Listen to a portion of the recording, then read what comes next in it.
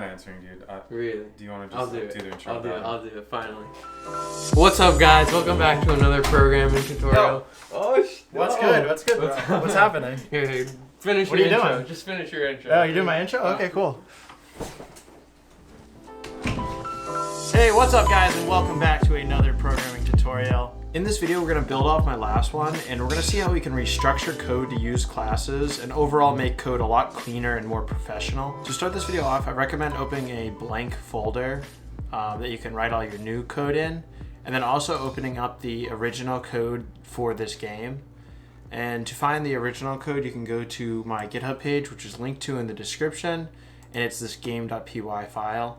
So you can either just look at it here, or if you want to actually play around with it locally, you can fork or download it by clicking these respective buttons. Once you've done that, I recommend looking at this old code, original code, for a little bit. And just as a reminder, the game that it builds looks like this. So you're the red block and you're trying to dodge these blue blocks. The score goes up as you dodge them, and if you ever get hit, then the game's over. As a little bit of context to this code, when I made the original tutorial, I wanted to show people how to make a game as quickly as possible and also not using too complicated of Python skills. And so as a result of that, you know, the game looks good, but the code here, this is all of the code. It's not terrible, but it could definitely be restructured better. And so that's what we're going to do. So the task here is to take all of this code and restructure it in such a way that it's, you know, cleaner to read. The different components of this code are broken up into classes, and it's easier to see the separation between different parts. If you wanted to add additional code, we want to restructure this code in such a way that adding additional features is a lot easier. Right now, adding additional features, this code's kind of brittle, and a simple change might break multiple things. So how do we restructure this? The first thing I recommend doing is to scroll through this code and identify what parts of the code should be grouped together. So kind of immediately we go down, I see these colors maybe should be grouped together. I see all of this player and enemy stuff, that probably should be grouped together. I see some kind of game control logic, so maybe like the width and height, the speed, game over, the screen, etc. Maybe all that should be grouped together. Some of these functions can kind of hit one of those groups. So like, you know, maybe we separate out something that draws things on the screen and something that actually controls the logic and like drops the actual enemy on the screen. You know, we have this probably main loop that we could kind of pull everything out of. So there's a lot of different things we can do. So the thing I'm going to start with is these players. Instead of making them just kind of single objects that have an X and Y coordinate in a list, let's make a player class, and we can define our human player as a subclass of that and our enemy player as a subclass of that. So over here in our new folder, let's create a new file, and we'll call that player.py. And to initialize the player class, we can do class player, and then we need to start it with some parameters. So if we look at the player over here, it has a size, and it also has an X and Y coordinate to start off with. So we'll put that in our init method. And if any of the things that I'm showing right now are foreign to you, definitely check out my classes tutorial, because that will get you up to speed on what we're actually doing in this refactor video. So init, we're going to pass in self, we'll pass in X, we'll pass in Y, we'll pass in size, and then we'll set those accordingly.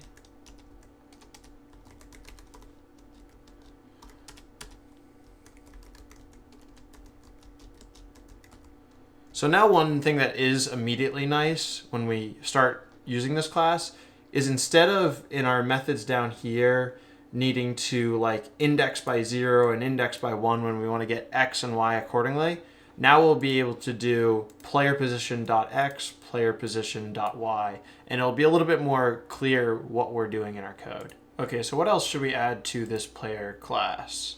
Well, looking through this code over here on the right side, let's see how players are used. Okay, going through this, one thing I immediately see is collision check. So in the collision check, it's just comparing a player position and an enemy position. So we definitely can move that over to this player function. Is there anything else? Okay, I see something here. It might be in a couple spots. But, oh yeah, draw enemies and this pygame.draw.rect. So this pygame.draw.rectangle right here, I'll make this a little bit bigger. All this stuff in this function right here, that is drawing our human player. And it's not really clear in the current code over here on the right side that that's what it's actually doing. So let's make this a draw method of our player class. So we can do def draw, then we can pass in self. And we also need to pass in, as you can see here, a screen. So I'm going to pass in a screen to this method. And everything else, let's see, a color. Maybe we add the color as a property of our player. So we'll say the default is red. Self.color equals color. And pygame.draw.rect. And then this looks like X, this is Y, and then these last two things are player size and player size. So we can use self to get all this information. So this is what the new function is going to look like. We're going to have pygame.draw.rect. We're going to use the screen that we pass into this class method. We're going to do self.color, and then we're going to pass in self.x, self.y, self.size, self.size. And with this right here, we've completely replicated the behavior in this method down here on the right. But now it's going to be a lot simpler when we're drawing our actual player because we can just do .draw instead of pygame.draw.rect, etc. And one thing I'm going to do, I think it might make things more clear as we go along to figure out what our remaining items are, is I'm going to comment things out that we've kind of addressed in our new refactor. All right, next let's add, I guess, the detect collision method that I mentioned earlier into our player method over here on the left. So I'm going to make another class method.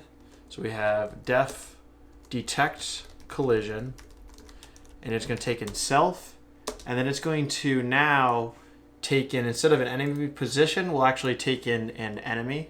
And so because we don't know if it's necessarily going to be an enemy, we want this kind of be generic to any player, I'm going to just call this other. And so what is it going to look like now?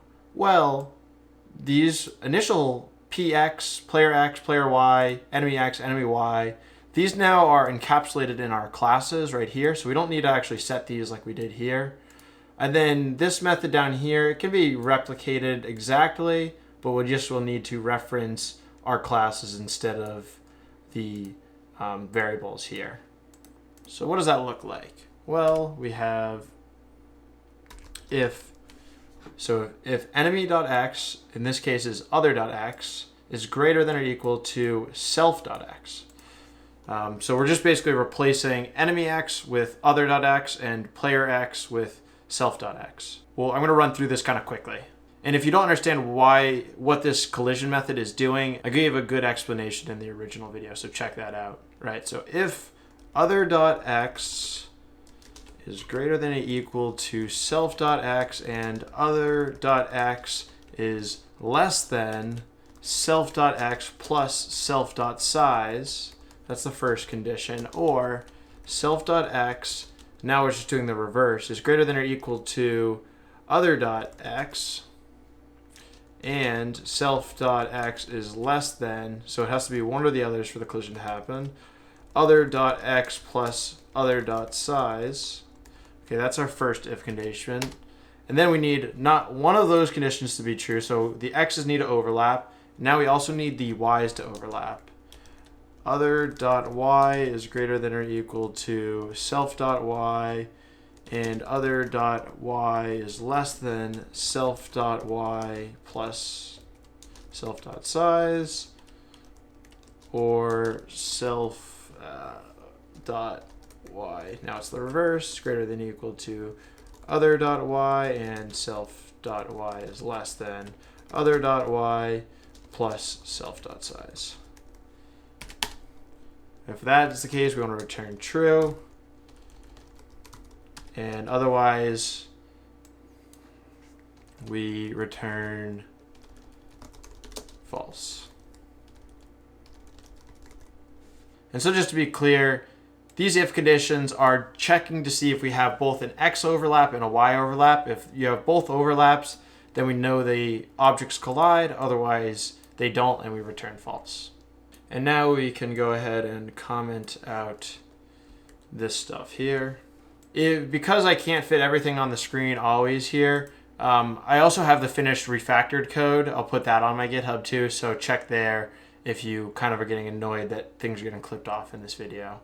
All right, next we're going to extend our player class to include enemies as well. So we'll make a subclass of the player class. So this is going to take from the player class enemy. And we'll initialize this with some parameters. So self, x, y, size. We can say, let's define two types of enemies. Let's define a normal enemy, which will have size equal 50, and a color of blue. And real quick, I just realized that I don't think I listed these colors as like plain text. They're listed in RGB form. So let's pass in the RGB forms. And even actually taking another aside, let's actually create a class for these colors, and we can always add to this class if we need to. Just going to make another new file real quick, and this is going to be called color.py. I'm just going to make this class color, and I'm going to just basically paste in these values here. And I'm not actually going to initialize anything because this is kind of a static class. But, okay, so we have these colors. And now in this player class, we can read these colors by doing from color import, from lowercase color, because the file name is color with a lowercase c, import the color class. And so now we can do color.red here.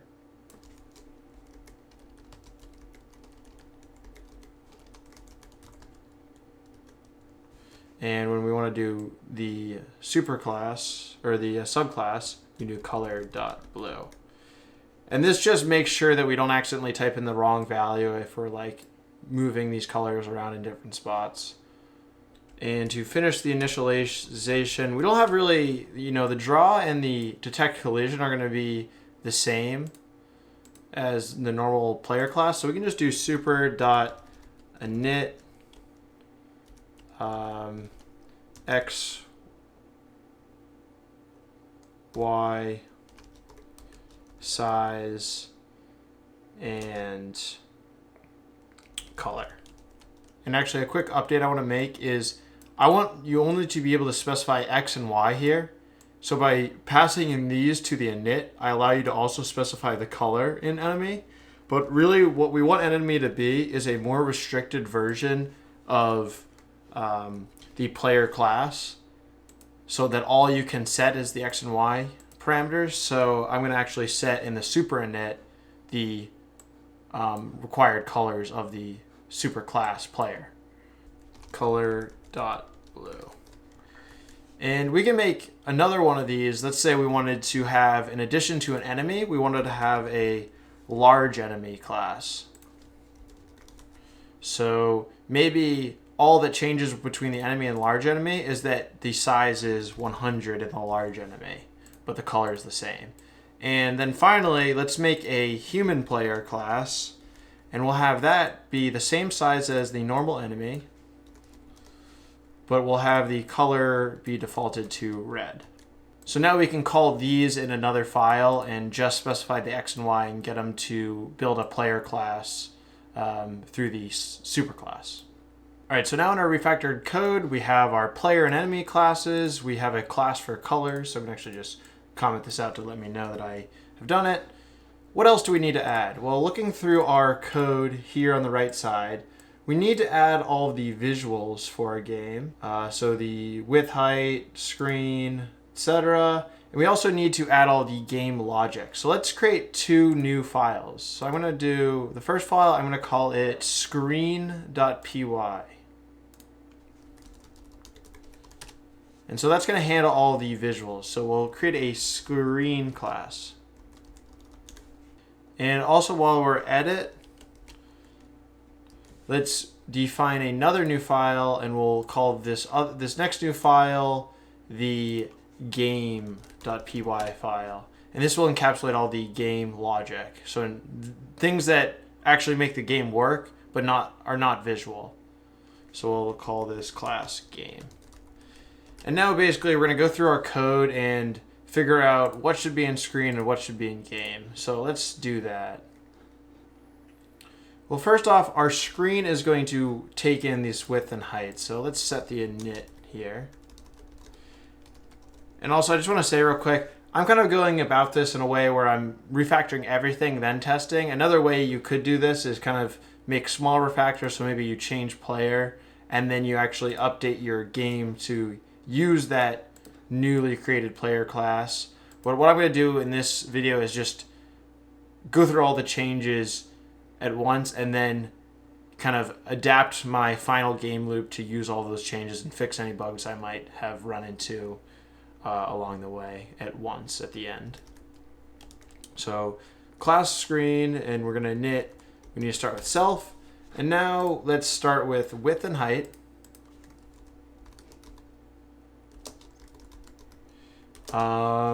What else does our visual have? So I also might just define these to start as 800 and 600 as the default parameters.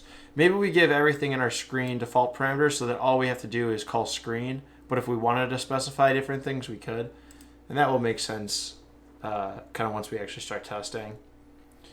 What else does the screen need? Okay, so it does some additional initializing here. So we'll probably want to incorporate that into our class. It has a font that probably will want to be incorporated. Draw enemies. We'll need to probably make this method part of the screen. So maybe I can just do that right now.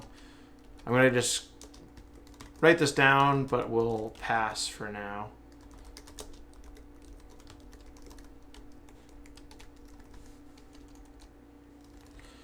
Okay, and I'm going to start filling in this class. Self.width equals width. We're just setting the class parameters.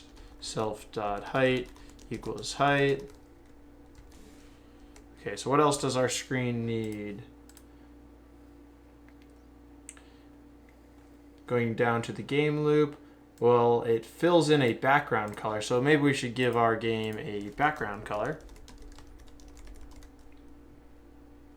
And we'll give that the color. We could give it this background color, but I'm going to actually name this black because it's a little bit more clear.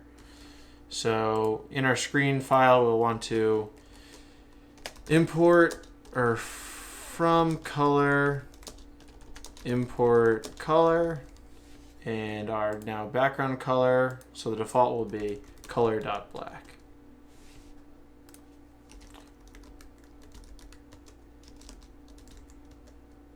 And all right, that's the game. I think the only other thing I might specify in the screen is to specify the font. So if you remember when I played the game, the font was in the bottom right corner, and it was the text that was keeping track of the score. So we'll add to the init font type, and we'll give that the default that it has here of monospace.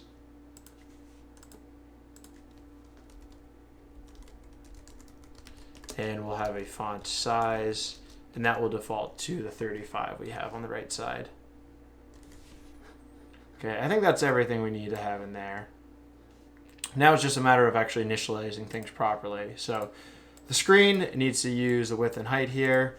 So we do self.screen equals pygame.display.set mode width, comma height.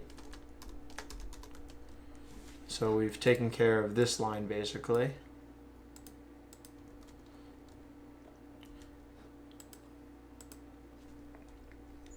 Self.font is going to equal pygame.font, a sysfont of this stuff.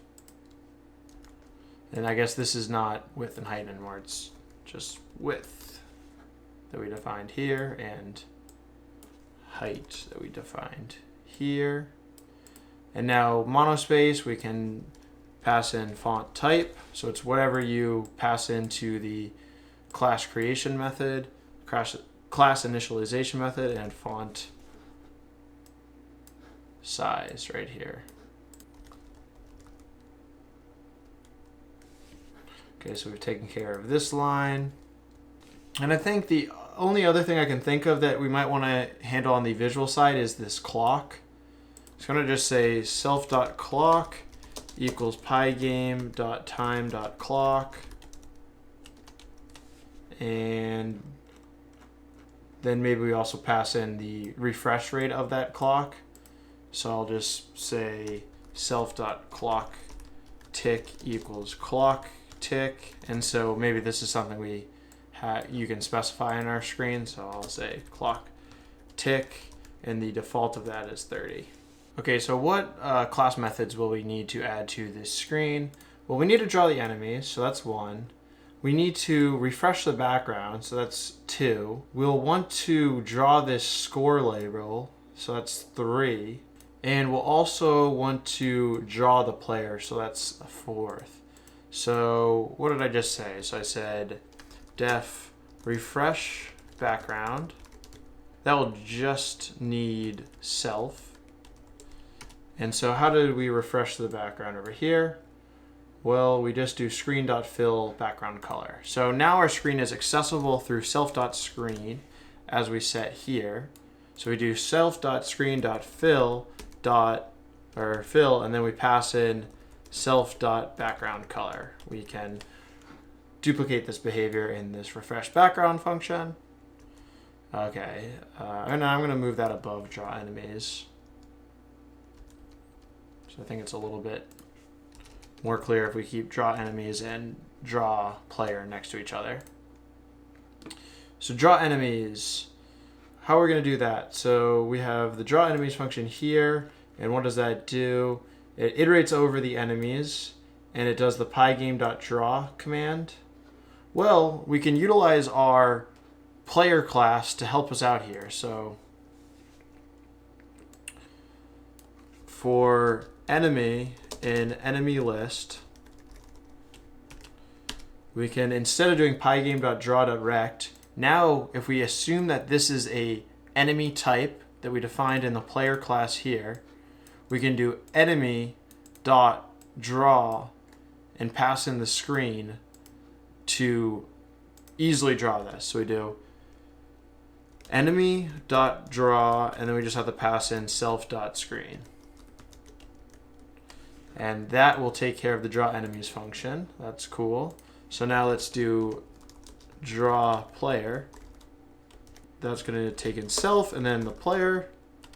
And for this one, it's pretty straightforward. It's literally just player.draw self.screen because we only have a single human player. This is the human player, we're assuming. Okay, and what else did I say we needed to do? I said we wanted to draw the font or the score label. That will need to take in self and a score value. And what does that look like over here?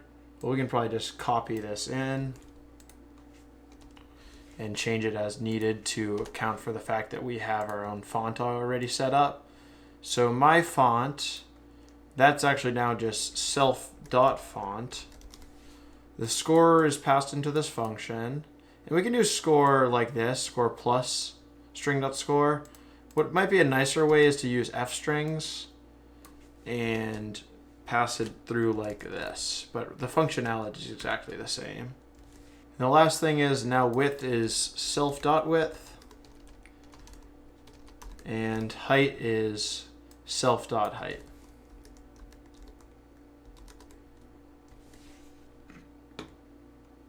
I don't love that these are just kind of magic variable or magic numbers they're called. They're just kind of unclear why they're defined as -200 and -40. But I'm personally okay with leaving them because I don't think there's a great alternative. And this yellow should be the color of the score label. So maybe we pass this in as a optional parameter. So I'm going to say color. and we'll say that the default color is color.yellow. Okay, so our score label should now be all set. And maybe let's make one more function that we just kind of put all these things together. So kind of like we do in this loop, we'll just lump all these into a update screen method. So this is going to take in self, an enemy list, player, and the score, and it's going to just call each of these methods in the correct order. So to call refresh background, we do self.refresh background. To call draw enemies, we do draw enemies, and then we pass in the enemy list. Draw player will be next, and we'll pass in the player that we have defined in our function. Self.draw score label next. We'll pass in the score. And then the last things we do in our update screen over here is we do clock.tick 30. So we have a clock now, so we'll do self.clock.tick, and we'll pass in self.clocktick because that's the 30 value we defined. And we'll also call the pygame.display.update.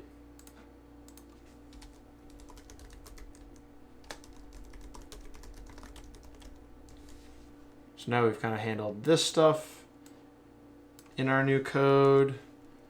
I think we've kind of handled draw enemies. We've handled this in our updated code.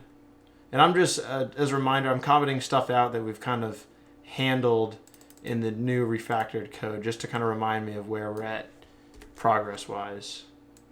All right, now that we've finished up our screen, the last class we have to implement is our game class. So that will take care of all the speed logic. It will take care of these functions that we have left over, etc.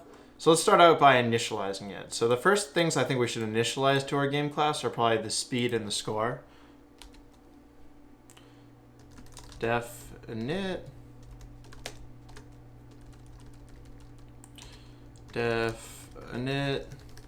self speed score. We'll start with that, and we'll probably have to add additional things as we go. So self.speed equals speed, and self.score equals score.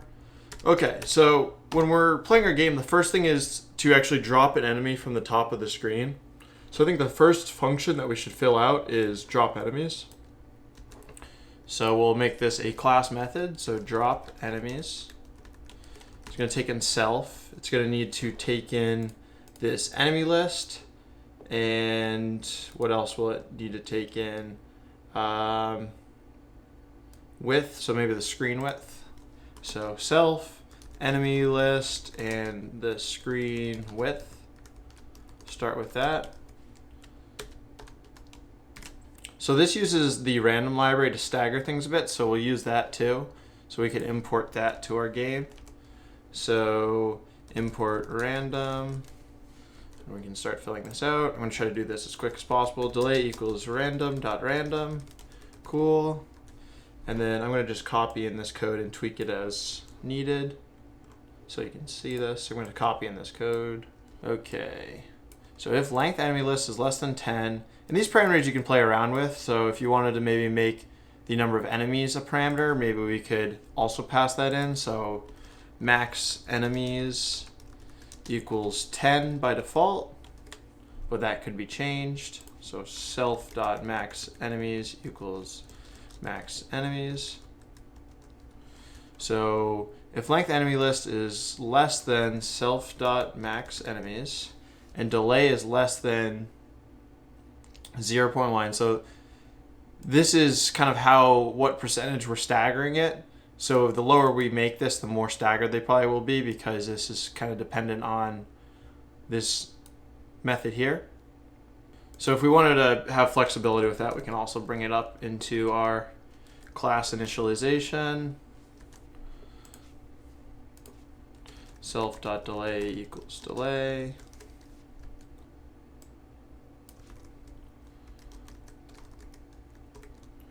And okay, so what we're doing is we're picking a random X position that's within the screen size. So now instead of doing width minus enemy size, we can do, and I'm going to simplify this a little bit just because we don't know what the enemy size is going to be in our function based on how we initialize things. So I'm just going to say that this is screen width. So it might have some stuff a little bit off the screen depending on where it places that top left corner of the enemy, but I think this is okay.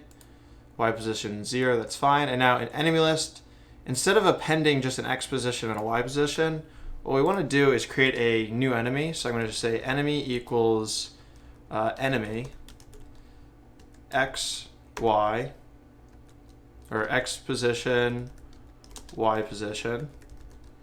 And from our player class, we're going to have to import enemy. So from player, import enemy.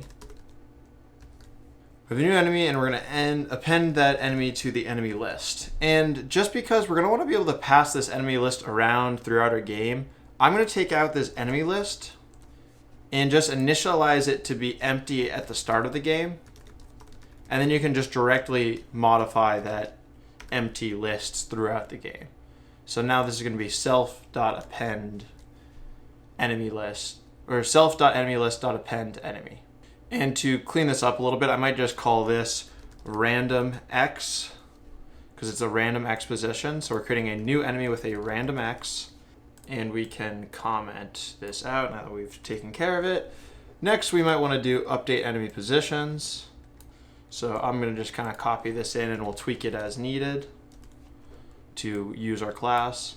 So the enemy list is now not needed, but we still probably do need to pass in that score. Actually, wait, we don't, because that's a parameter here too. So this can just take in self. For index enemy position and enumerate enemy list, well, we don't need to do this anymore. We can just simply do for enemy in self.enemylist, enemy position 1, that's now replaced by enemy.y. So this is basically if it's off the screen, enemy position y, this should be enemy.y, is less than height. Well, the height is going to be the screen height. So we'll have to pass that in because we don't have knowledge of the screen height in our game class. We have that in the screen class. So screen height. Enemy position.y plus equals speed. So this is basically changing the enemy position, enemy's y coordinate, by the amount of the speed. So if the speed is high, the enemy position will update a lot. If it's low, then it'll be slower movement and it'll update the y position a little bit. And one thing to note here, someone brought up in my last class's video is how do you do getters and setters with Python? Well, the nature of Python is there's no distinction between like public and private attributes. So this y is accessible by everyone using the enemy class. So we can just directly edit this y value. We don't have to do like set y. We can just do enemy.y plus equals speed directly here in the method. And that's us setting it. It's fine to just directly do that. If you need to be a little bit more specific with logic that's happening when you get or set something, there's this property attribute, which I'm not going to go into now, but I'll link a video on that property attribute for more complex getting and setting. But this is what we can do to set the value here. And we can always just get things just like this without having to do a specific get y method. I just wanted to mention that quickly. Okay, so if it's on the screen, update the speed. If it's off the screen, then we want to remove the enemy from the enemy list. So instead of popping things off, what I'm going to do instead is just call this new enemy list. And anything that stays in the screen, I'll add to new enemy list.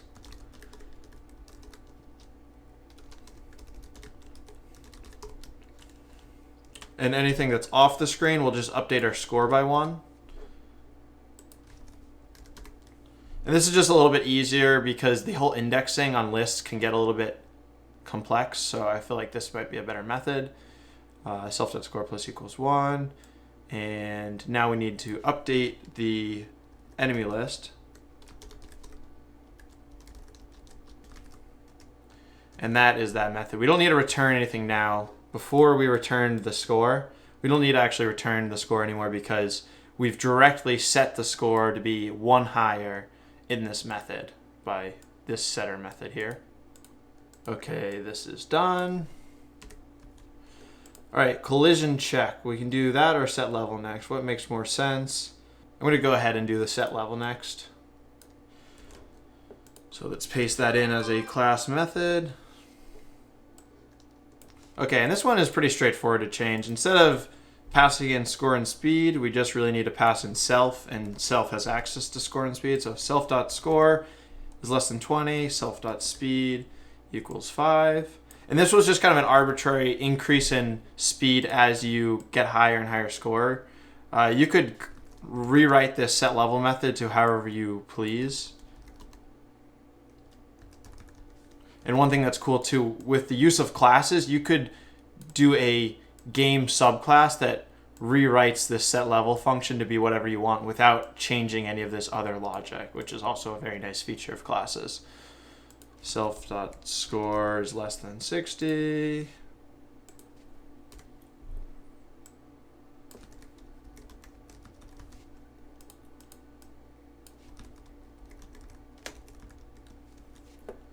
And we don't need to return the speed anymore because it is directly updated in our game class. As that's set level, we can comment that out. And look at this, we're getting very close to having kind of everything good. And actually, these can have default. If you don't want to have to set the speed and score, you can set these as default values too. So I'm just taking what they were defaulted to in this code that I just commented out. All right, so the last method I think we had was collision check. We'll paste that in. And this is just basically figuring out for all enemies in our enemy list whether or not there's any collisions with the human player. So we can just take in self here and maybe the player. For enemy position, so for enemy in enemy list, if detect collision between the... Well, now we can just do, how did we write our collision check method, our detect collision method in player? That was this, so it can just be called with on the player class and passing in the other. So we can just do if detect collision, and we're now going to just do this as if enemy dot detect collision with the player, return true, else return false. I think that's it. And this is not player position, this is player. I think that's it for this one. Cool. And we'll test all of this in a sec because I'm sure we're going to have some bugs, but for now, looks like we just took care of that last class. And our final thing we have to do is rewrite our main loop. So we'll do that next. Let's create a new file, and we'll call this one main.py. And we can copy in all of this over here, and now we'll just have to adapt it to use our class. Okay, so starting from the top, while not game over, well, we need some sort of game over equals false first. Okay. And that takes care of this right here. Next, we need to probably initialize a player here. So let's see. For event in pygame.get, that's all good, but right here, we should have a player initialized. So I'm going to do that. Player equals human player. And we need to get this from our player file. So, oh, I didn't name this human player. I named it large enemy. This was supposed to be human player. And we'll have to now import from player, import human player. Okay, now we have a human player. We should initialize its position somewhere on the screen, but we don't know what the screen is yet, so probably above this we'll actually have to initialize a screen. So screen equals screen. From screen, import screen. And then we can use this screen to initialize our human player's location, so we can do screen.width divided by 2 for the X position of the human. And then for the Y position, we should do screen.height. And then we do -2 times player size over here, but we don't know what the player size is without manually checking the value of human player. So I'm going to just kind of hard code in a 100 here. So it's a little bit, it's not at the very bottom of the screen, it's a little bit above. And you can play around with this 100 value. Okay, so that's the player. Cool. Let's start factoring that in. X and Y are no longer needed. We can just use X minus equals player.size. Player.size. And we're now directly editing the player's X position. We're setting it here. Player.x. And as I mentioned before, we're fine in Python to directly set, just directly accessing this attribute. Other languages, you'd probably have a setter method. Player position, that's now already taken care of. Cool. One thing to note, if you're on Mac, you might have to do import OS instead of import sys, and I should probably import that. Import sys. So I think on Mac you do os.exit, but for Windows and Linux, I think it's fine to do sys.exit. Okay, now we need to start updating dropping the enemies and whatnot, so we need a game as well. Okay. And so now we can do, if we look down over here, we can drop the enemies. So game.drop enemies, and then we had to pass into our drop enemies. Let's remind ourselves. Drop enemies the screen width, so we can do screen.width. Then we updated the enemy positions, I believe.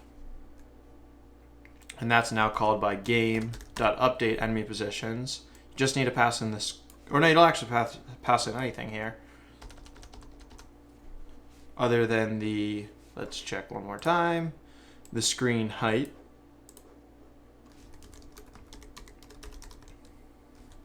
Set level, well, that's called by game.setLevel. And I think this one, you don't need to pass anything in. Cool, so we've accounted for all of this logic kind of in here. Now we need to start updating the screen. So we can just simply call the screen.updateScreen method. That takes in the enemy list, so self.game. Or actually, sorry, not self.game. Game.enemyList. Then it takes in the player, so that's just called player here. And then it takes in the score, game.score, right? Okay, update screen, that looks good. If collision check is written differently now. It's game.collision check. And then you pass in the player. Game over equals true. Yep, that looks good. Is everything good here? I think it might be. One way to test it, and that's just to run the code.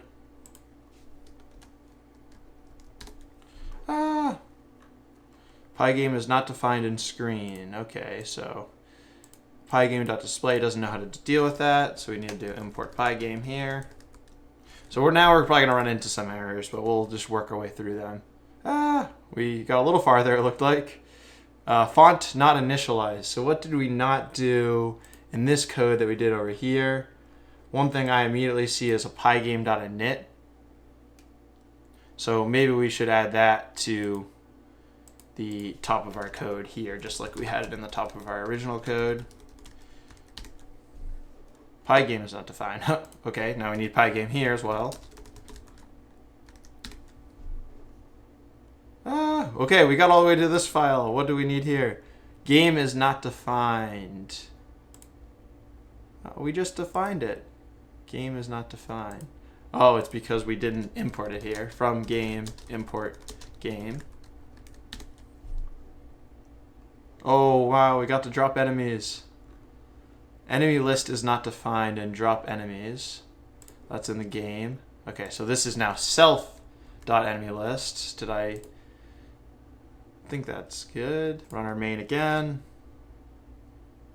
Screen dot update screen. Pygame is not defined in screen. Okay, we defined it. Name pygame dot draw. Okay, it's in the player dot draw.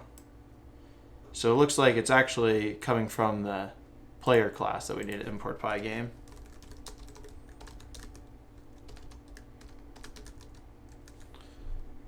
Run main. Come on, we're so close. Screen is not defined here. Screen.blit. Screen.py. So this is self.screen. We're working our way through them. Ah, we saw a red thing. That's good. Enemy list is not defined in game.collision check. Okay, self.enemy list. Hey! Is our score increasing? Yes, yes, yes. I think we've successfully refactored our game. This is awesome. All right, yeah, that looks good to me. A couple small tweaks I might make is let's pull out this stuff right in here into its own function. So I'm going to call this def play game. And so I need to just indent this properly. Okay, so let's play game. It now needs to take in a player, a game, and a screen. And to kind of, I guess, organize it logically to how we initialize these things, I can say screen player game. Okay, so now we have the play game method. And now, one thing I recommend you do whenever you're running code or have code that's executable is actually surround it in the if name equals main quotes. And so basically what this line does, you'll see this all over the place when you're looking at Python code, is it only allows this code to be executed if you're actually running main.py. And why that's useful is that we can now write other files that use play game and not have this code execute. And so one reason we might want to use this in other files is, let's say we want to write a couple other levels of this game. So maybe a more difficult level or maybe 2 or 3 more difficult levels. We can still use the same play game. And I'm going to show that to end this video. But does it still run?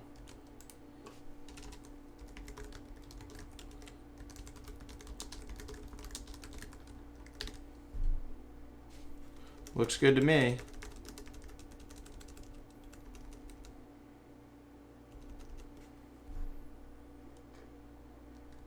All right, let's create a new folder called levels. And in that, we can define a new file. And I'll just call this level2.py. And we'll utilize our existing code to make this happen. Okay, so from main.py, we'll want to copy in this main code. And then we'll want to basically import all the same stuff. And we'll also need to now, from main, import play game. So we can access this function down here. So as is, level 2 should run. So let's see if it does. No module named player. And the issue here is that it's looking at the levels folder for player, but now that's one directory above. So what we can do is sys.path.insert. This is basically telling our machine to look one directory higher to find these files. So I'm going to do that real quick and now run it. Okay, look at that. So our game works. So how do we want to define this level to be more difficult? So one way we could do this is by making a subclass of a game. We could either just directly pass in some parameters of the game that makes it more difficult, or maybe to the screen that makes it more difficult. So we could make max enemies 20. That would be an easy way to do it. So let's try that real quick.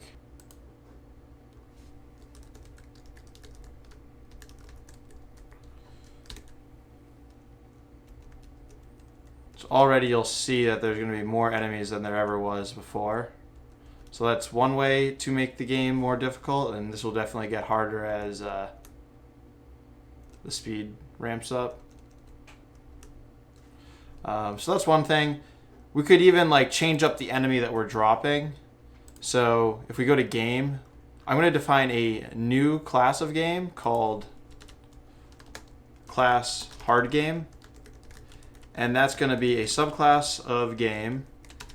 And what we're going to do here is just change up this enemy that we're using here. So I'm going to bring out the enemy. I'm going to say enemy. I'm going to make this a class variable as opposed to like an instance variable that all these are defined as. So I'm going to just say enemy equals enemy. And basically what this is doing is setting self.enemy.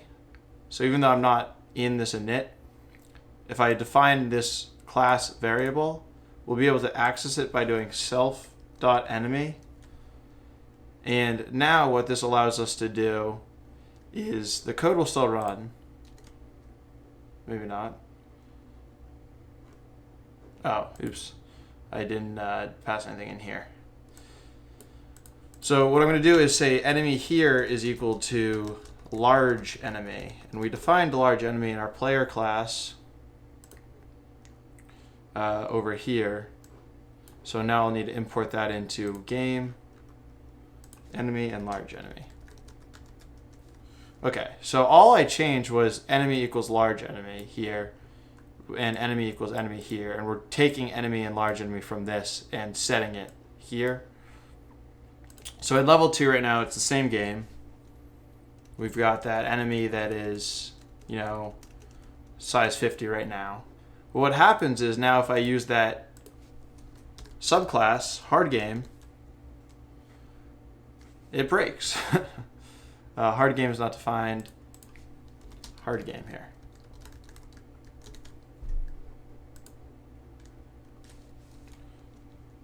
So right now we already have level 2, which is these. Oh my gosh, I just screwed myself over.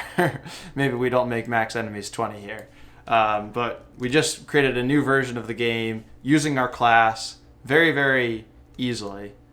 And we could easily extend that hard game even further by maybe rewriting the set level function in the hard game. So I could say def set level here, it takes in self, and then maybe instead of having these kind of different levels based on the score, like kind of hard-coded levels, we just make it a always increasing self.score or self.speed equals, let's say, self.score divided by 5, and because the score is initialized to 0, let's make the self.score divided by 5 plus 1. So this also is changing up how we set the level. It's going to always be increasing, and that will be factored into hard game without having to make any other changes. So that's like one of the beauties of classes, is we can make a change in one place and it doesn't break the code everywhere else. So look, it's starting really slow. All these are lumped together, and maybe I change this up a little bit, but once I get by this first set of blocks here, you'll see it rapidly start increasing. Come on, get off the screen, get off the screen. Okay, and now we've already gotten, oh my gosh. However, I have a secret here. I can get off the screen and block this temporarily. I got really unlucky there. But everything kind of is increasing there, so that looks pretty cool. And to block this, the little cheat I just did, this is something that everyone asked me on the original video. In your event.keypygame.left, you could add the statement, it only go left if you are greater than, if your player.x is greater than 0. So you can't go left off the screen, basically. It won't work. And only go right if your player.x is less than or equal to the screen width. minus the player size. Real quick, I'll just show that. Now, oh, I guess I can still go off the screen. I screwed something up. Else if player, you can only go right, is greater than or equal to, maybe I screwed it up because this should be in parentheses.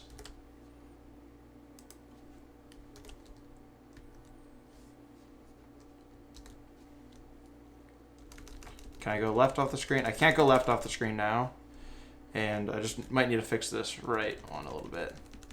Okay, yeah, I can't go. Once I added that parentheses, it works. Okay, so now I can't go off the screen, so I can't cheat like I did. All right, let's finish this game off with one more level. We'll say that this is the boss level. So I'm gonna just call this boss level. We can basically copy all the code from level 2 here into boss level. But now let's make it, it should be called boss level.py. So we can copy all the code from level 2 into boss level. But now let's have a little bit of fun with this. And instead of the hard game being defined, let's define kind of the boss game. So in game, we're going to define class boss game. And the enemy here is where we're going to get fun. I'm going to say that this is called the Keith enemy. So we're going to have to define the Keith enemy. So in player, we're going to define one more enemy, and it's going to be called class Keith enemy. We can initialize the same stuff. The color and stuff won't actually really matter here, but you'll see in a sec what I'm going to do. Okay, so what we're going to do here in the Keith enemy is I'm going to rewrite the draw method. And instead of drawing a square, I'm going to have it pass in an image of my face. So it's initialized the same way, but this time it's going to draw an image of my face. And I'm not going to go through the details of how this code works, but I'll show you that it does work, and you can copy it into your own files. But basically, we define a rectangle, we have an image. So we need to define an image. So I'll define an image on the outside as in class variable. We do pygame.image.load, and I need to have an image to load. So I'm gonna create a little folder here called assets. This is a good place if you want to have multiple pictures to store them. And then I'm gonna take a selfie that I just took. I'm going to move that into assets. I don't know if I can do it like this. Oh my god! Okay, I'm going to just do it. Okay, here's the selfie. Copy this. And I'm going to find my assets folder. And I'll paste it in here. Cool. So now we have selfie.jpg. So that's going to be, the path to that is /, or actually it might be up one direct, or no, yeah, it's assets / selfie .jpg. Cool. And so now we can define our hard game with the Keith enemy. And we'll give, yeah, we have a size 100, that sounds good to me. Now we can define our hard game, or boss level, with the boss game class, and let's see what happens.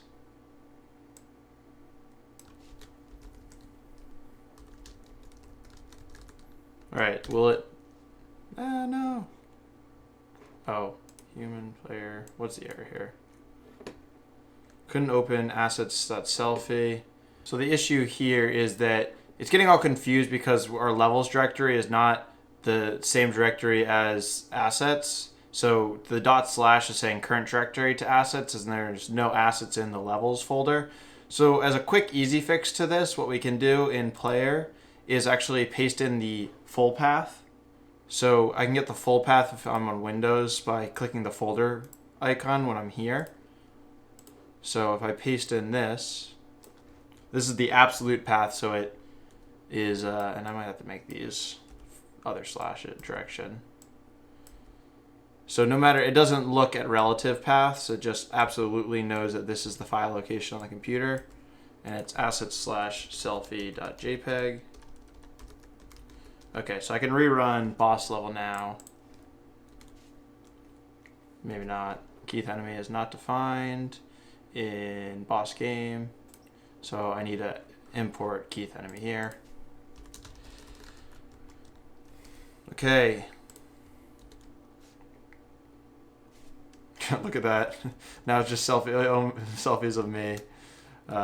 And so you could have fun with this and make this more difficult as you please. Maybe to make it a little bit less daunting. It's already daunting enough just having my image there, so I don't have to change up the difficulty too much.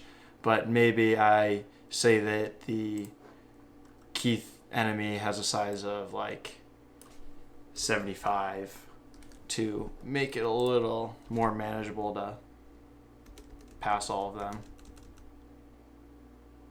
And if you wanted to, you could also like play around with the screen size. So width equals 1000, let's say, maybe height equals 1400. So this would make it a bigger screen. So I don't know, just have fun with these, setting these different parameters. Because we made it all different classes, it's a lot easier to change different things now, and I still can't go off the screen, which is nice. Cool, I think we're gonna end this video here. So in this video, we refactored code to be more professional, more like it would be written at a software company. There's still more changes we could make, but I think this is a pretty dang good base for the sake of this video. If you have additional thoughts on ways we could make this code even better, leave them down in the comments. I would love to hear your suggestions and kind of get a discussion going on all of this. If you enjoyed this video, it'd mean a lot if you throw it a thumbs up, and also if you haven't already, subscribe. I'll be making some new videos very soon, so look out for a neural networks tutorial in the next couple weeks, and soon after that I'll start working on another data analysis, real-world data analysis video, and probably use a Kaggle challenge for that. Also, if you're interested, check me out on the other socials, Instagram and Twitter. Thank you everyone for watching. Peace out.